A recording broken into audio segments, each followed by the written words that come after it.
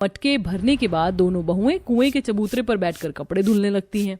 वैसे सरिता दीदी, इस कुएं के पानी से कपड़े धोने में ब्रश भी लगाने की जरूरत नहीं पड़ी, हाथ से मलकर ही कपड़े साफ सुथरे हो गए। हाँ, और साबुन सर भी ज्यादा खर्च नहीं करना पड़ा, क्योंकि इस कुएं का पानी खारा नहीं बल्कि मीठा है। कुछ देर में दोनों बहुएं कुएं से पानी भरकर धुले हुए गीले कपड़े की गठरी सर पर उठाकर घर आती हैं। वैसे इन गीले कपड़ों की वजह से धूप नहीं लग रही सर पर। सही, तुमने सही जुगाड़ किया, वरना कुएं पर से घर पहुंचते पहुंचते धूप में झुलस जाती। दोनों घर आकर देखती हैं कि मकानदार उनके दरवाजे पर खड़ा गाली दे रहा है। मैंने तुम जैसे 2 कौड़ी के गरीबों को अपना मकान किराए पर इसलिए चढ़ाया था कि तुम टाइम पर किराया नहीं दोगे। मकानदार जी, हमने अभी तो आपको समझाया कि हमारा काम धंधा सही ढंग से नहीं चल रहा, थोड़ा सा वक्त दे दीजिए। कौन सा हम आपका किराया खाकर भाग रहे हैं? अरे ऐसे कैसे तू मेरा किराया पचाकर भाग जाएगा? तुझे और तेरे परिवार वालों को जेल की चक्की नहीं भिजवा दूंगा। अरे तेरे घर का तो दुख परेशानी खत्म होने का नाम ही नहीं लेता, हर महीने लेट सेट कराया देता है।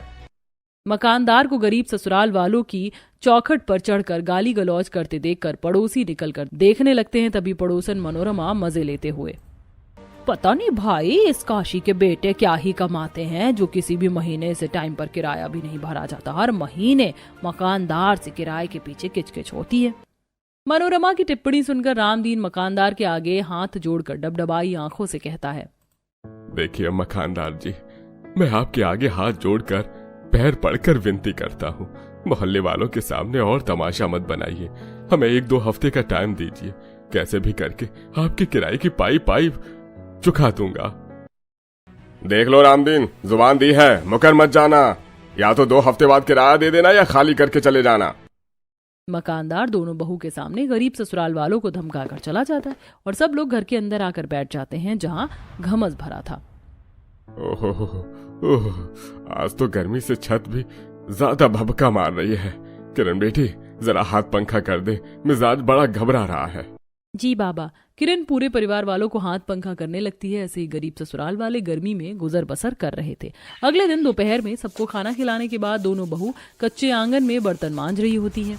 कविता, मैं फटाफट बर्तन मांजती हूँ, तुम खंगालती जाओ। जी दीदी। कविता जैसे ही बर्तन धोने के लिए बाल्टी में से पानी निकालती है तो पानी लावा जितना खौल रहा था। मम्मी, मेरा हाथ!